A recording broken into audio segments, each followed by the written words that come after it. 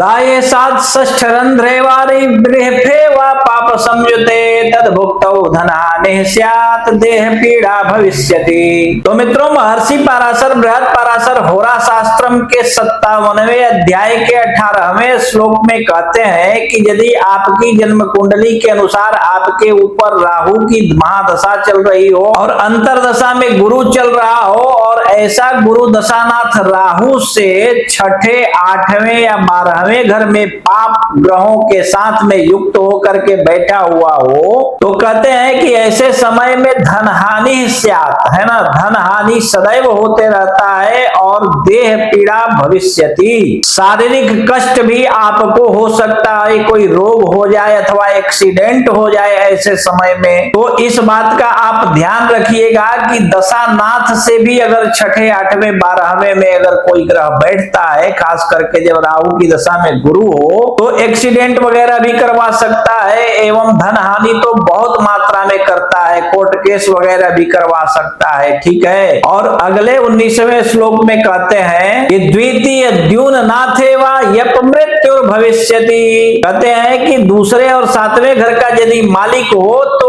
ऐसा गुरु जो है जातक को अकाल मृत्यु भी दे सकता है, इसमें कोई संशय नहीं है। 20वें श्लोक में कहते हैं कि यदि आप इस बात से अगर पूरी तरह आश्वस्त हैं कि आपका गुरु जो है दशानाथ राहु से छठे, आठवें, 12वें में गोचर में बैठा हुआ हो या फिर कुंडली में बैठा हुआ हो, तो निश्चित रूप से ऐसे राहु और ऐसे गुरु की अंतरदशा में आप बचिए। और इसके लिए उपाय बतलाते हुए कहते हैं कि दूसरे और 7वें घर का यदि मालिक हो तो अकाल मृत्यु दे सकता है, परंतु इसके लिए क्या करना चाहिए 20वें श्लोक में बतलाते हुए कहते हैं कि स्वर्णस्य प्रतिमा दानम शिव पूजाम चकारयेत् श्री शंभोश्च प्रसादेन ग्रहस्तुष्टो द्विजोत्तम।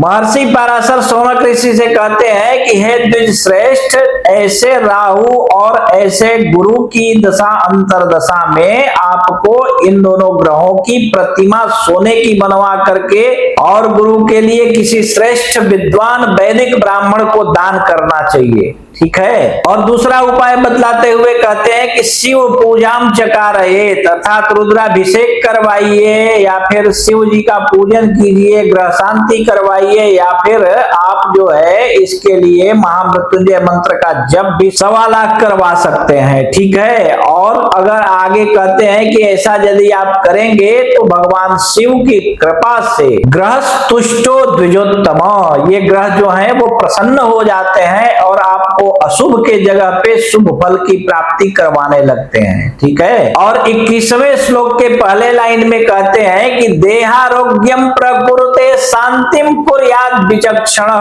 अर्थात हमने अभी बतलाया ना कि आप विधि पूर्वक इसकी शांति करवा सकते हैं, ग्रहों की डिग्री वाइज बराबर निकाल करके तथा ग्रहों की स्थिति निकाल करके, जैसे कितना % वो शुभ है और कितना % अशुभ है, इस प्रकार से निकाल करके और 9 ग्रहों की शांति करवाइए। और राहु की महादशा में अगर गुरु की अंतरदशा चल रही हो तो इन दोनों की विशिष्ट रूप से पूजा करवाइए। ठीक है। उसी ग्रह शांति के विधान के अंतर्गत ही। तो इससे क्या होगा कि आपको अनेक प्रकार के सुख ऐसे ग्रह आपको देने लगेंगे तथा सभी बाधाएं कट जाएंगी, छट जाएंगी, हट जाएंगी। ठीक है। तो इसी प्रकार आप भी अपनी कुंडली देखिए और अपने बारे में स्वयं समझ लीजिए। और यदि इसके बाद भी आपको आपकी कुंडली समझ में न आवे तो आप अपनी कुंडली किसी कुशल श्रेष्ठ अनुभवी विद्वान ज्योतिषी को दिखाइए। और कोई श्रेष्ठ विद्वान आपको आपके आजू बाजू में न मिले तो आप अपनी कुंडली हमें दिखा सकते हैं। आप देश विदेश कहीं भी रहते हो, फोन कीजिए, फोन पर ही हम आपकी कुंडली देखकर एक एक बात विस्तार पूर्वक समझाकर बतला देंगे। ठीक है।